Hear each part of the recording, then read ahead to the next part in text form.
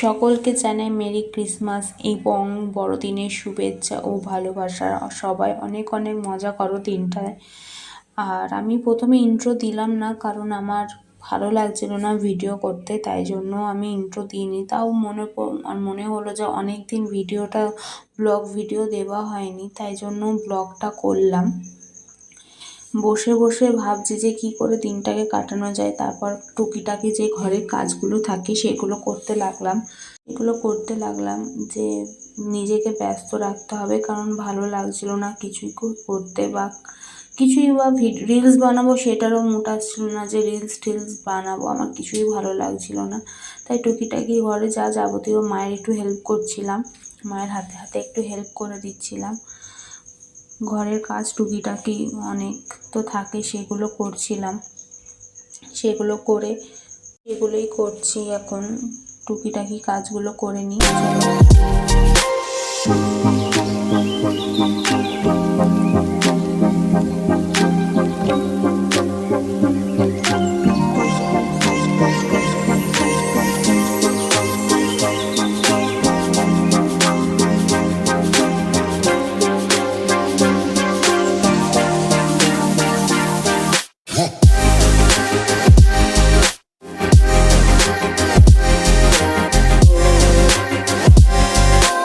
তারপর মা বললে একটু সবজিটা কেটে দে, তাই সবজিটা কেটে দিচ্ছিলাম। ওদিকে আমার দাদার সাথে আমার একটু কথা হচ্ছিল, তাই জন্য কথা মানে একটু ভাই বোনের মধ্যে যেরকম একটু ঝামেলা হয়, আমার পিছনে লাগে, আমি রেগে যাই, সেটাই হয়।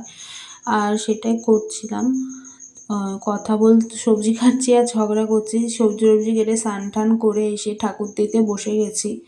আজকে আমি গোপাল সোনাকে তোমাদেরকে দেখিয়েছি যে ক্রিসমাসের জন্য ওর একটা ড্রেস কিনেছি। দেখো কীরকম লাগছে আমার গোপাল সোনাকে, তোমরা প্লিজ কমেন্টে জানিও। তোমরা কেউ কমেন্ট করো না। দেখো আমার গোপাল সোনাকে কেমন লাগছে, কমেন্টে জানিও। আজকে ওর ভোগে কেক, জেমস, লাড্ডু সব কিছুই দিয়েছিলাম। তারপর নিজে একটু খেয়ে দিয়ে একটু দুপুরবেলায় ভাত ঘুম দিয়েও দিলাম। ঘুম থেকে ঘুমাচ্ছিলাম, ভালো লাগছিল না। ঘুম থেকে উঠে ভাবছিলাম যে দিনটা কিভাবে কাটছে, আমার ভালো লাগছে না। দিনটা একদমই ভালো মানে কি, টুকিটাকি ভালো কাটছে না, ভালো কাটছে। মায়ের সাথে টাইম কাটিয়েছি আজকে, তার জন্য না, কোথাও ঘুরতে যায়নি বা কিছু।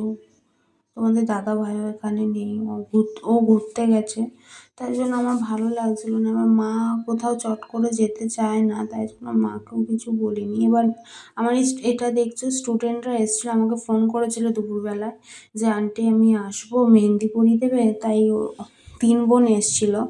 এটা হচ্ছে পুচকুটা, যাকে আমি পড়াই, ওকে বললাম মেহেন্দি পরিয়ে দাও আন্টি। নর্মাল পারি না, অত ভালো পারি না মেহেন্দি পরাতে, তাও টুকিটাকি পারি, সেইটুকানি ওর হাতে করে দিলাম। এবার আমি খুব ভালো পারি তা না। তারপরে হচ্ছে ওর দিদি আছে, মেজদি, ওর বোন, ওকে পড়ালাম। ওদিকে হাসছি কারণ ক্যামেরাটা চালু করেছি কিন্তু তোমার ভিডিওটা অন করিনি, তাই জন্য হাসছিলাম। আমার এদিকে দেখো কীরকম করছে, আমি মেহেন্দি পরাচ্ছেও কীরকম মুখটা করছে। তারপর আমি দেখলাম, ওকে বললাম করিস না এরকম। হুট করে দেখছি ওরকম মুখ ভেঙাচ্ছে, করিস না ওরকম। তারপরে ও দিদিকে পড়ালাম। ও দিদি আমার কাছে পড়ে না, ও দিদি এইচএস দেবে। ও দিদির কাছে দিদিকেও একটু মেহেন্দি পরিয়ে দিলাম। মেহেন্দি পরিয়ে তাও প্রায় 10টা বেজে গেছে মেহেন্দি পরাতে। অতটাও ভালো পারি না, মোটামুটি যা পারি পছন্দ হবে সবার। মেহেন্দি আর্টিস্টের মতন আমি পারি না অত ভালো পরাতেও,